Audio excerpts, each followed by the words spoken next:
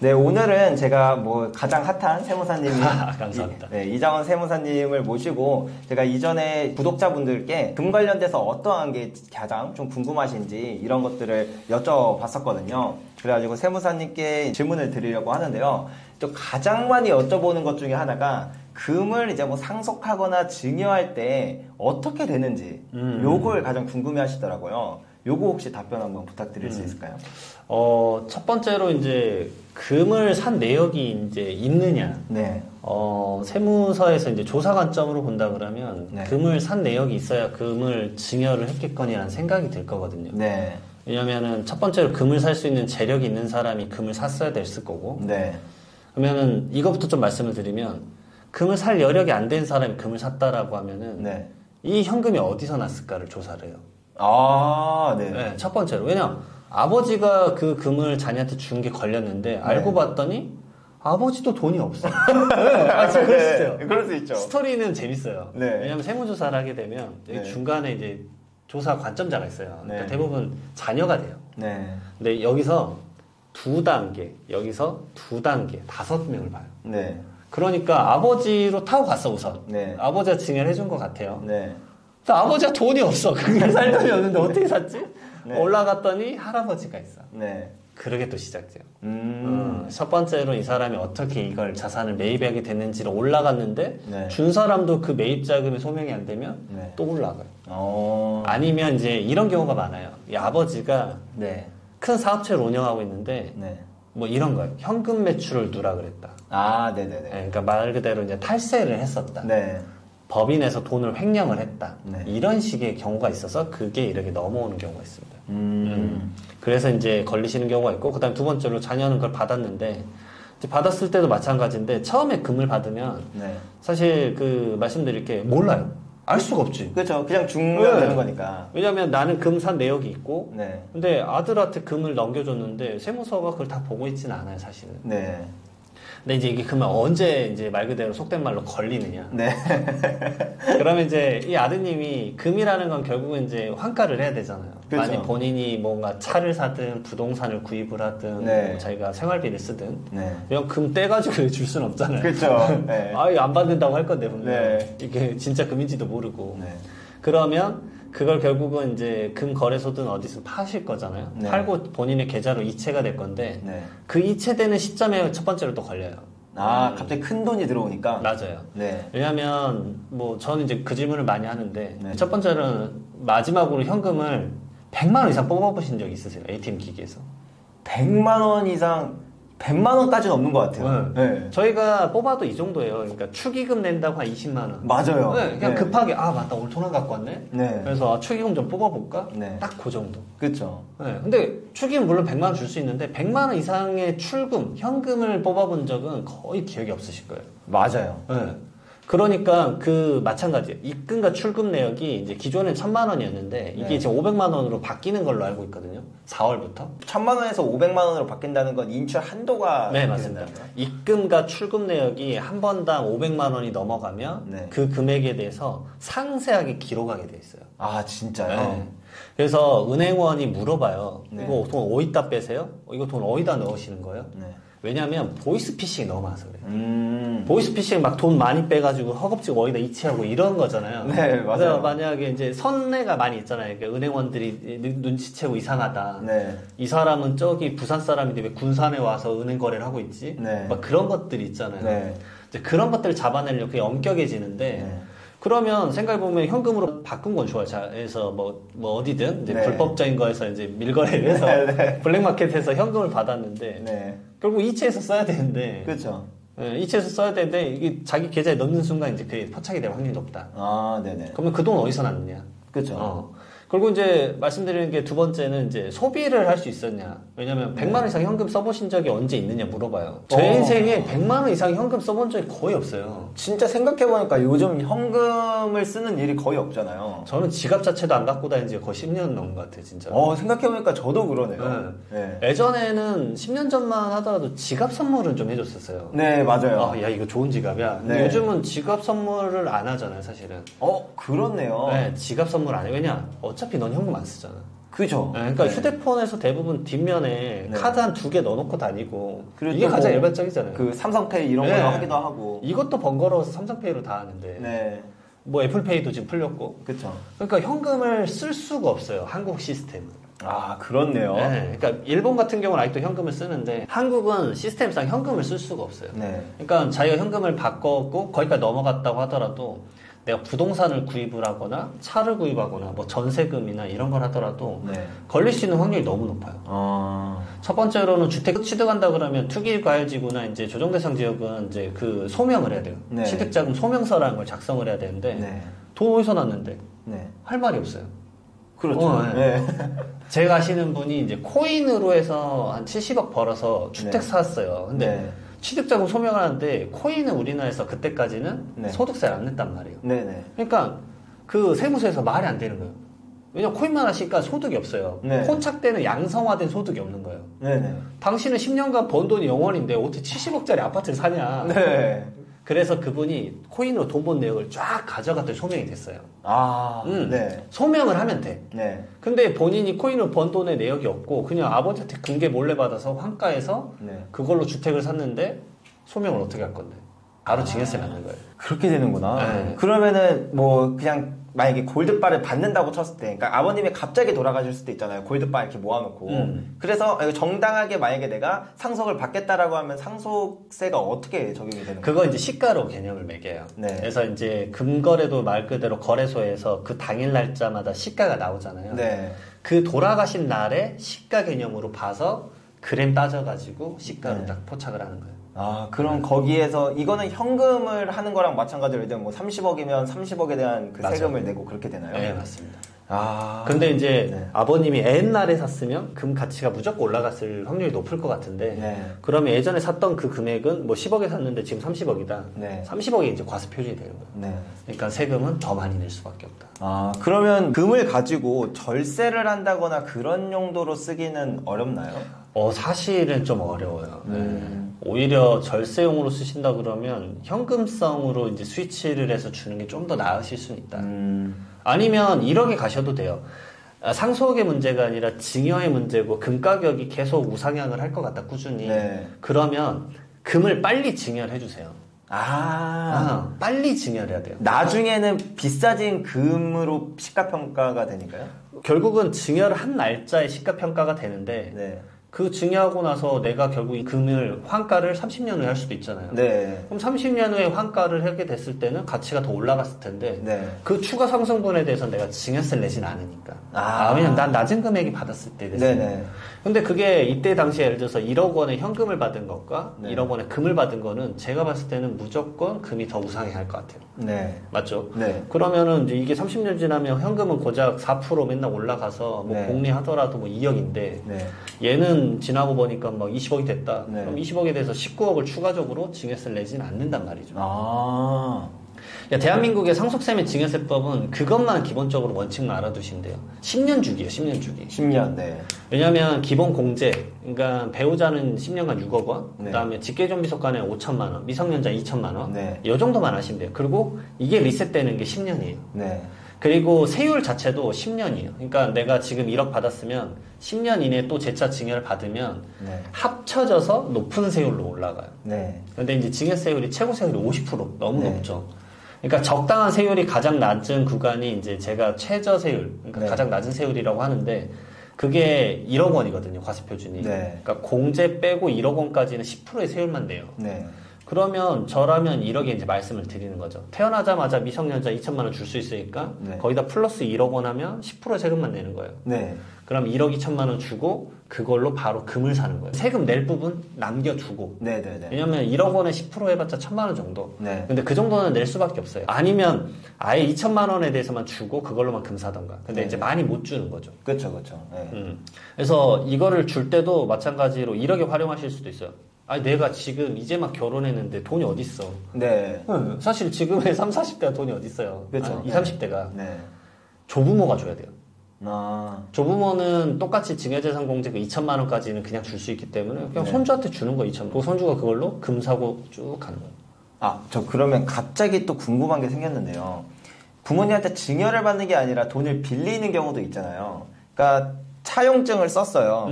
그리고 제가 예를 들어서 뭐 한 1억 원을 빌렸단 말이죠. 그리고 1억 원으로 제가 금을 샀어요. 그리고 나중에 보니까 이게 2억이 됐네? 그러고 엄마한테 다시 1억 원을 주면 여기선 세금이 없는 건가요? 그렇죠. 차용에 대해서는 원래 생각하면 이제 이자 소득세 내야 돼요. 아, 네네. 왜냐면 이제 합리적인 경제인이면 돈을 받아야 되니까. 네. 그럼 차용증으로 바로 좀 넘어가서 말씀을 드리면 첫 번째로 자녀가 경제적 능력이 있어야지만 차용증에 대해서 믿어줘요. 아, 진짜요? 그냥 이렇게는 안 되는 거구나. 왜냐면 부라는 게 경제적 그 벌이를 하는 사람이 대부분 뭉쳐 있을 수밖에 없거든요. 네. 그러니까 저도 상담을 하지만 항상 이런 패턴이 많아요. 50, 60대 자산가분이 이 놀고 있는 자녀한테 돈을 주고 싶어. 네네. 이게 많아요. 네. 그러면 이제 자녀분은 사실은 이제 뭐 놀고 있다라기보다는 약간 지금도 배움을 하고 있는 거예요. 왜냐면 한국은 이제 점점 배움의 기간이 늘어나고 있으니까. 그렇죠. 네. 고스펙이 이제 늘어나고 있으니까. 그러면 부모님은 주고 싶은데 이러게 할 수도 있어요. 우리 그냥 30억 빌려줬다고 하면 안 되냐. 네. 합리적 경제인은 자기가 채권을 회수하지 못할 것 같을 때 돈을 빌려주지 않아요. 네, 그렇죠. 절대 그렇지 않아요. 네. 그러니까 자녀가 수익이 없는데 그 돈을 빌려줬다라고 하면 네. 믿질 않을 확률이 높아요. 물론 이제 일시적인 거고 내년부터는 내가 소득을 벌 거였다. 네. 그리고 내년부터 소득이 생기면 일시적으로 이제 그 재원을 빌려주는 걸 수도 있고 그다음에 이럴 수도 있죠. 자녀가 투자의 귀재인 거예요. 네. 투자의 귀재야. 네네. 그러면 빌려줬다가 투자 수익이 발생해서 그걸 이제 할 수도 있는데 네. 그 중간 과정에서 조사가 나오면 이제 곤란하다라는 거죠. 아. 네. 네. 곤란한 거예요. 네. 왜냐면은 그럼 투자에 그럼 성과가 나왔느냐? 네. 성과는 이래버리면 좀 애매한 거죠. 네. 그렇기 때문에 첫 번째로는 이제 자력이 좀 있었으면 좋겠다. 그다음에 두 번째로는 이제 차용증을 쓴 날에 기본적인 이제 형식. 네. 그러니까 인감증명서를 채권자와 채무자를 당일 날짜로 좀 발급을 받으셔라 제발. 네. 왜냐하면 그 정도는 발급을 받아야 그리고 제가 강조하는 게 스캔한 다음에 내 거 이메일로 보내놔라. 네. 왜냐하면 조사가 나오면 그때 꼭 허겁지겁 차용증을 쓰세요. 네. 그러면 그때는 좀 늦어요 사실은. 왜냐하면 이게 허겁지겁 쓴 티가 사실 많이 나요. 아, 그래요? 네, 잡아내는 기법이 몇 가지 또 있는데. 아, 진짜요? 네. 이거 인주도 마르는데 시간이 꽤 걸려요. 네. 그러니까 잡아내는 건 진짜 일도 아니에요. 그러니까 웬만하면 제발 정직하게. 네. 차용증 쓰는 법이야 이제 구글에 많이 나오니까 그런 거 받으셔서 쓰면 되고 그 다음에 거기에 이자율 설정을 해야 돼요. 네. 왜냐면 합리적 경제인이면 이자를 무조건 받을 거예요. 왜냐면 하다못해 요즘 파킹 통장에만 돈 넣어놔도 2%대 나오는데. 그렇죠. 30억 빌려주는데 무이자로 했습니다. 하면은 믿어지지 않을 것 같아요. 그렇죠. 네. 그리고 무슨 게 있냐면 이제 30억 빌려줄 때 먼저 이제 은행에 통장에 주실 때 네. 적요를 써야 돼요. 통장 메모. 네. 안 그러면 그냥 증여인지 이게 빌려준 건지 알 수가 없어요. 그러니까 아버지가 빌려준다 그러면 아버지 통장에서 아들에게 30억 빌려준 이렇게라도 써라.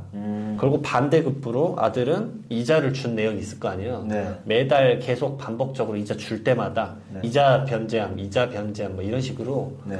계속 써야 돼요, 사실은. 왜냐하면 그런 계속 반복적인 절차가 있어야 이제 세무서에서 예를 들어 조사를 왔다. 네. 이제 조사를 무조건 하는 것도 아니고 그다음에 세무서에서도 형태가 이게 알 수가 없으니까 좀 알려주세요. 이게 당신이 돈을 빌려준 건지 증여인지 모르니까. 네. 왜냐면 거기서 계좌를 다 열어볼 수는 없거든요, 사실. 네네. 막 내 거 계좌 보듯이 열어볼 수가 없어요. 그러니까 네. 좀 이거 좀 알려주십시오라고 물어봤을 때 아니 이렇게 써서 적여 써놨고 이렇게 이자 준 것도 내역 다 써놨다. 네. 쫙 주면은 그렇군요. 좀 믿어주겠다 이렇게 가는 거죠, 사실. 네. 그때 이제 이자 설정을 그럼 어떻게 하냐라고 하는데 네. 세법에 그것도 있어요. 무상 금전 대여에 따른 이익의 증여라는 게 있어요. 네네. 표현이 어렵지만 간단해요. 세법엔 적혀 있는 이자율이 4.6%예요. 4.6이요? 네. 꽤 높네요. 네, 꽤 높아요. 꽤 높은데 네. 그것보다 낮은 금액을 받은 게 차이가 1,000만 원이다 연에. 네. 그러면 그것도 증여 재산으로 봐요. 아, 진짜요? 네. 그래서 그 1,000만 원이 되는 금액이 얼마냐면 2억 1,700만 원 정도예요. 네. 그러면 또 항상 그러세요. 그럼 2억 원까지는 무이자로 해도 되겠네요. 네. 제발 그걸 하지 마시라고요. 네. 왜냐하면 내역을 매월 만들어야 네. 3개월 후에 조사가 나올지 9년 후에 조사가 나올지 몰라요. 네네네. 네, 조사 시점은 언제 나올지 몰라요. 네. 왜냐하면 내가 그 돈을 받고 그냥 아무것도 안 쓰고 가만히 있을 수도 있잖아요. 네. 근데 갑자기 그걸 받자마자 주택을 사게 되면 조사가 빨리 나올 수도 있는 거고. 네. 그러니까 조사 시점이 언제 될지 모르는 거기 때문에 그 월마다의 이자 지급 내역을 만들어 놔야 되는 게 좋아요. 그리고 제가 말씀드리는 이 전제는 뭐냐면 돈을 진짜 빌려준 거예요. 네. 돈을 빌려준 척을 하는 게 아니니까. 네. 왜냐면 이렇게 조사가 한 번 나오면 30억이라고 했잖아요. 네. 30억을 이 자녀가 갚았는지 죽을 때까지 추적해요. 아, 진짜요? 매년 채무 사후 관리를 하는 거래요. 네. 그러다가 갑자기 이제 예를 들어서 뭔가 이체된 원금의 내역이 죽을 때까지 없었어요. 네. 그러면 이제 이거에 대해서 이제 보는 거예요. 상속재산이 다시 얹어버리죠. 네. 왜냐면 아버지의 재산이었잖아요. 그렇죠. 네. 네, 상속재산 얹어버리는 거예요. 그러니까 이 세무서가 생각보다 그렇게 이제 허투루 하진 않는다. 네. 야, 잡아낼라 치면요 잡는다. 네. 그리고 이자를 제가 받았잖아요. 아버지는 원래 이자 받을 때 뭘 내야 되냐면 네. 비영업 대금의 이익이라 그래서 원천징수를 27.5%를 해야 돼요. 네.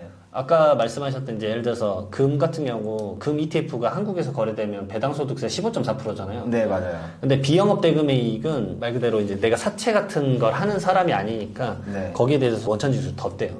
아, 진짜요? 네, 그래서 25%인데 지방소득세 2.5%까지 해서 27.5%를 떼야 돼요. 근데 자산가들은 그걸 진짜 진행을 해요, 매월. 제가 그런 걸 이제 컨트롤하고 있기 때문에. 네. 그게 상당히 중요해요. 그리고 그거 모아서 종합소득세 합산과세 해야 돼요. 그렇죠. 왜냐면 이자소득세 생긴 거고 그거에 네. 따라서 내 다른 사업소득이나 근로소득이 있다? 합쳐서 종합소득세 신고까지 원래 해야 돼요.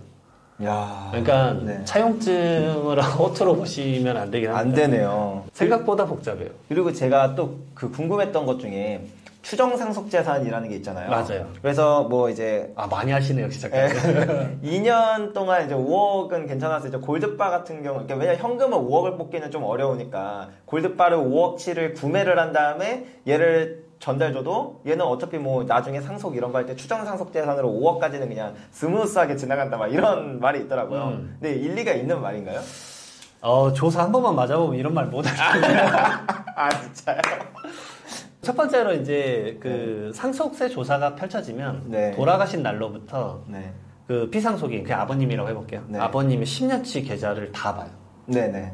처음부터 끝까지 다 보는데 네. 피상속인만 보는 게 아니라 상속인 계좌도 다 봐요. 네. 그리고 상속인 이외의자인 사위, 며느리, 손주까지도 5년치 걸 다 봐요. 네. 왜냐하면 증여하고 나서 10년 이내에 그 재차증여랑 합산된다 그랬잖아요. 네. 상속세랑 연결돼서 또 뭐가 있냐면 증여하고 나서 10년 이내에 돌아가시면 기존에 증여했던 걸 전부 다 얹어서 다시 계산해요.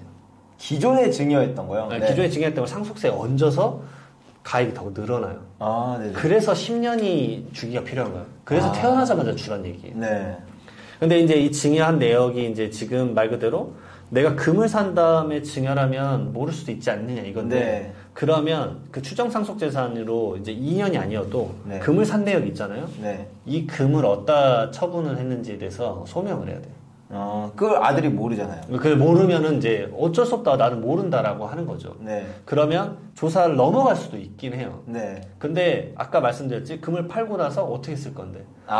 계좌에 넣을 수가 없으니까. 네. 네. 그리고 뭐가 있냐면 이거는 정말 비주류적인 건데 대부분의 이제 네. 몰라요 분들이 고액 자산가는 세무조사가 끝나고 나서도 5년간 계속 레이더를 봐요. 아, 진짜요? 그런 게 있어요. 네. 뭐냐면 고액 자산가에 대한 상속 이후에 사후 상속재산 증가에 대한 조사를 따로 있어요. 네. 그래서 조사 때 딱 넘어갔어. 네. 끝났다. 네.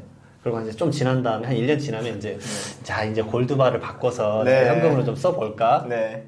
그런데 그 사람의 자산이 기존에 상속받은 자산보다 갑자기 급격하게 늘어났는데 네. 소득도 늘어나진 않았어요. 네. 근데 자산이 갑자기 늘어났다.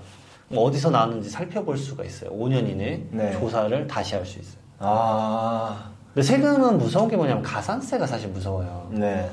예를 들어서 예전에 제가 그 경험이 있었어요. 9년 11개월 28일 전에 증여를 한 거예요. 3억 원짜리를. 네, 3억 2천만 원짜리를. 네.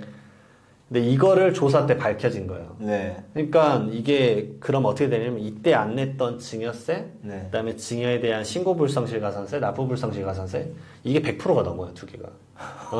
그리고 이걸 다시 상속에 얹어서 네. 상속세 더 내고 상속에 대한 가산세 두 개를 더 내면 네. 3억 정도 줬는데 3억 2천이 가산세 나왔어요. 와, 그러면 상속을 안 받는 게 나은 거 아니에요? 그죠? 근데 증여한 거기 때문에 10년 내에 돌아가시면 무조건 합쳐져요. 아, 진짜요? 네, 법이 그러게 되어 있어요. 네. 그래서 빨리빨리 주란 얘기가 그 말이에요. 근데 이제 또 많은 분들이 얘기를 하죠. 이제 주면은 뭐 주도권을 뺏기네, 효도를 안 하네 이러시는데 네. 제가 다 주라는 말이 아니고 네. 여유가 되면 왜냐면 지금의 이제 20, 30대 분들은 이제 마중물이 없으면 뭔가를 스타트하기가 너무 힘들어요. 그렇긴 하죠. 네. 일반적인 근로소득으로는 뭐 결혼은 사실 꿈도 못 꾸고 네. 집을 살 수가 없으니까 그럼요. 내가 엄청나게 뭔가 사업에 성공하거나 뭐 투자에 귀재거나 이렇지 않으면 거의 불가능에 가깝기 때문에 그래서 이제 마중물 좀 주세요 이런 말씀을 드리죠. 그게 금이 돼서 가치가 올라가면 더 좋을 거고. 그렇죠.